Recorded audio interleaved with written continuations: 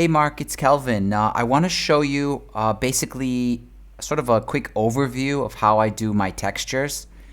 The reason I asked about Photoshop is it's actually a really critical tool for the textures because Photoshop has a lot of tools that let me separate the sort of highlights, mids, and shadows of the texture.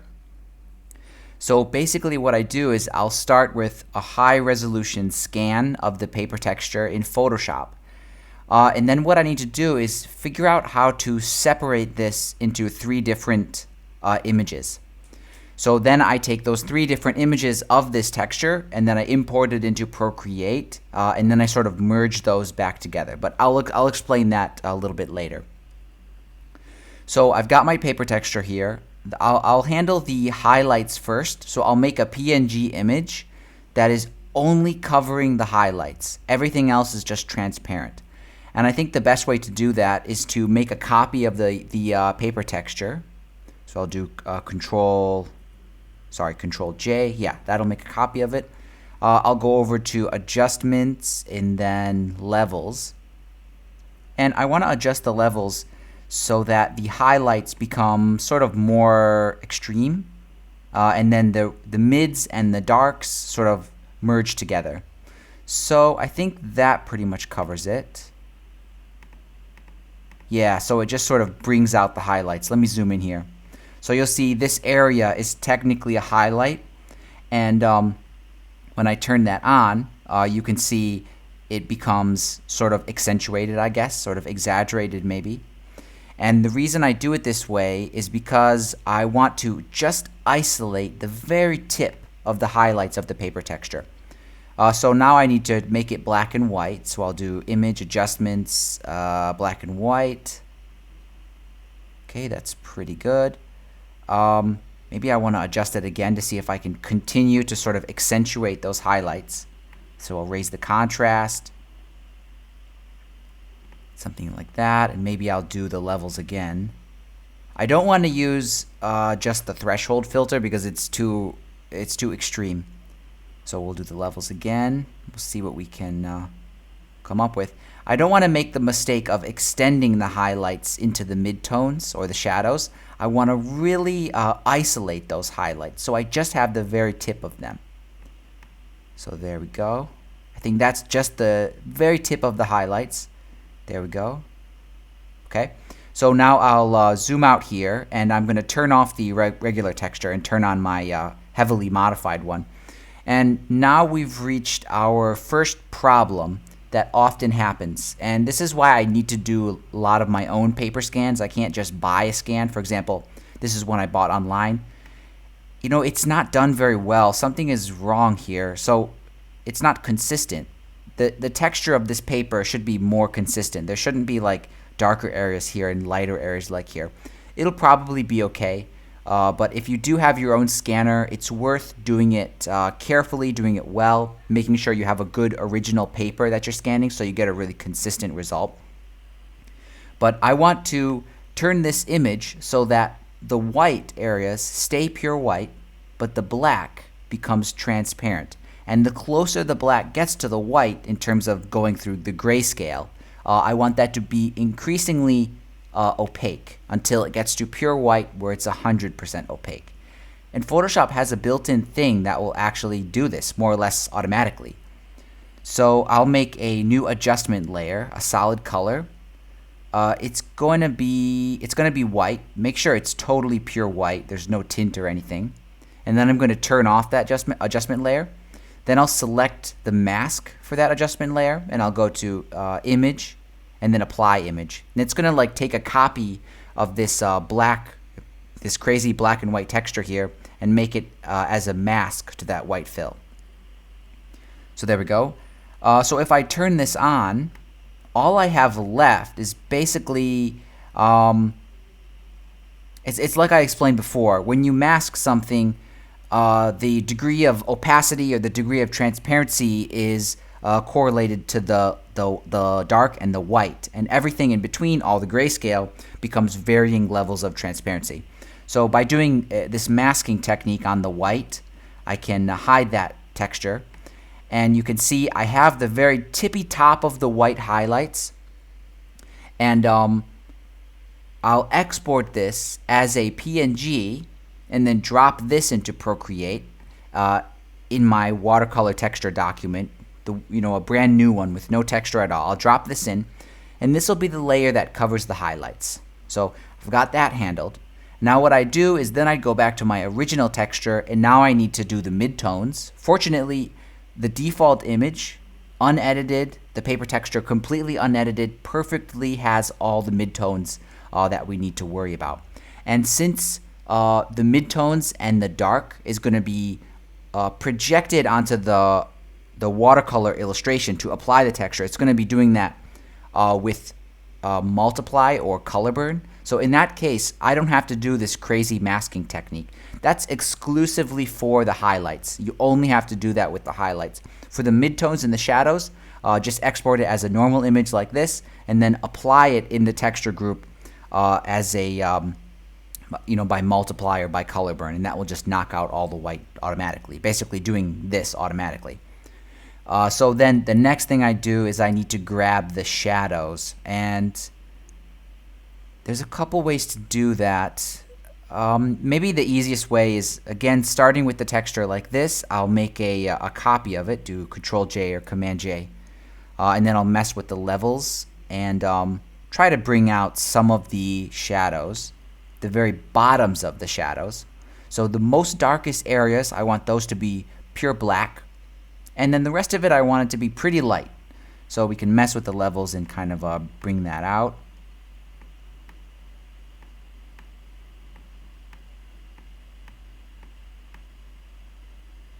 Okay, that's doing all right. Again, I gotta turn it to grayscale. So I'll go to Adjustments and Black and White. Okay, and now I can just go to Adjustments, Contrast, crank up the contrast, lower the brightness, and just keep zeroing in using the brightness and contrast in the levels until you have an image that pretty much just covers the low lights or the shadows. So Adjustments, Levels. Okay, there we go. So now I have my low light or shadow image. So I have the this is the highlight image with all the black removed. It's just white. So this basically just sits on the very top layer, and then you would adjust the opacity to like 50%, and then that will just if you set the transparency mode to normal in Procreate, that will just affect all of the stuff underneath it just by lightening it in these areas, where in the transparent areas it'll do absolutely nothing. So this is a really powerful one. So maybe even 50% is too high. Maybe you'll even set this to 10% just to make the watercolor illustration slightly lighter in the highlights. And then you have the here's the midtone is just the normal image, unedited. This will work fine as the midtone. I would just put this underneath the highlight in Procreate and set this one to, I guess I would set it to color burn. And then this is the final one here is the shadows, and again I would set this one to color burn. And then basically in Procreate, I'd have all of these three layers. So I'm not gonna fill my iPad right now. We'll just pretend that we're in Procreate right now. So I'll make a layer at the very bottom here. I'll turn all these off, and on this layer I'm going to draw something, and we're going to try to apply this watercolor texture to it. So let's do a sample illustration here. Okay, some red in there, and then I'll add a slightly different hue, just like that. Okay. And now I'll turn on these, and for the midtone texture, it should be in the middle. This is just the regular scan of paper, and I'll set that to color burn. And right away, this applies a nice look. Imagining we're in Procreate here, that applies a nice look to the illustration. Okay. Now let's turn on the shadows here, the darkest shadows, and I'll set this one to color burn. And that does a lot more. This one is going to be probably too powerful. Now Photoshop handles it a little bit differently, and in Procreate it doesn't do this very much. So now we've got our shadows, and I can lower the opacity of that. and kind of get close to where it starts to look kind of okay. Now let's throw in our highlights, and again, would be in Procreate just at the very top as a PNG just placed in there, and it looks a little snowy or crisp when it's at 100%, but I'll lower this very low just so you get the tiniest hint of it. There we go. So now we've got, now like once we're happy with this, all of these would be set to color burn. That's right. So this is unfortunately a difference between Procreate and Photoshop. I shouldn't be able to see this. I think I just need to put a white background because this had a transparent background. So I'll do solid color real quick and just drop in some pure white. There we go, and then OK. And I'll put this underneath it. Yeah, there we go. This is what I meant before. Like, it shouldn't have this showing up in the background. It's got to be like that. So in Procreate, it'll do that as long as your background is white.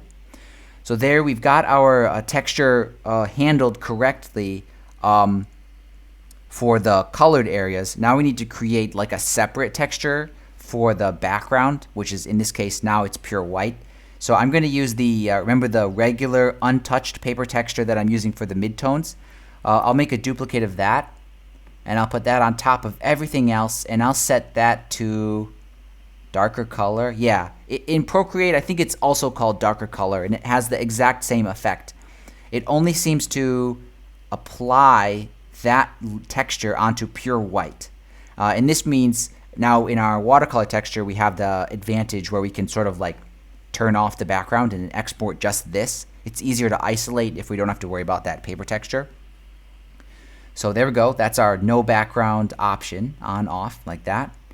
And now, I guess in Procreate, you have some issues with too many layers. If you have too many layers, the file can't be opened by everyone, but also you need as many layers as you can get for your device because Procreate has that maximum limit.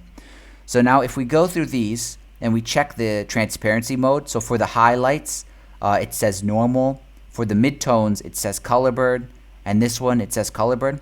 So you can combine any layer or any set of layers that have the same transparency mode.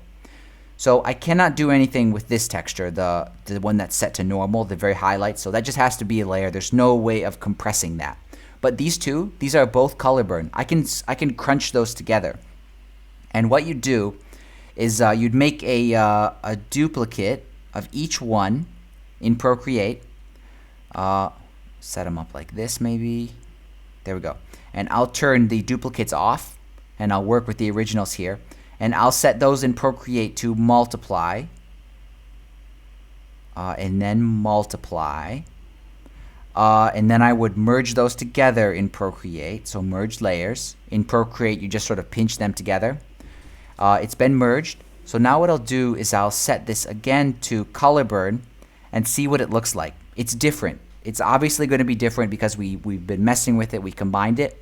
But if it's okay, then you can delete these extra layers, and then this is your compressed texture set to color burn.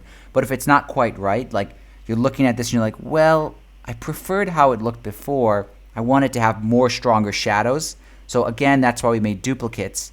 So here's the shadow layer. We can add that in there, and okay, yeah, this is what I want. Yeah, I want it to be, I want it to have these stronger shadows. So then you'll make a duplicate of that, turn off the duplicate, set this one to multiply, and then combine that with the original one that we had already merged together. So now we have 3 layers merged into this one. I'll set that to color burn yet again, and then we'll look at it and say, okay, I think this is closer. And you'll keep doing that. Keep the originals turned off, but keep making copies of them. And as you want to sort of increase one of the midtones or the shadows, you'll just sort of set one of these to multiply, merge it in. That'll slightly increase the darkness of the shadows, and you'll do it like that. So I know that's super confusing.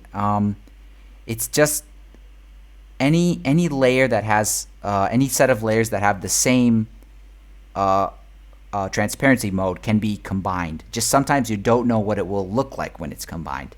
So that's why you have to combine it and be like, is it right? You're kind of blind. So you just have to combine it, check it. If it's wrong, add a little bit of this, add a little bit of that. Just keep dropping different textures into it until it's what it should look like. And I guess that's the tricky part of doing of compressing multiple layers together, is it saves layers, saves space, but you're kind of blind to how it will turn out, and you just have to sort of it's more like cooking, you know, you have to add a little bit more shadows, add a little bit more midtones, and keep doing that until you get what you want. So hopefully this is pretty good as a quick overview. If something doesn't make sense here, maybe you can describe it and I can make another video that sort of zeroes in on that.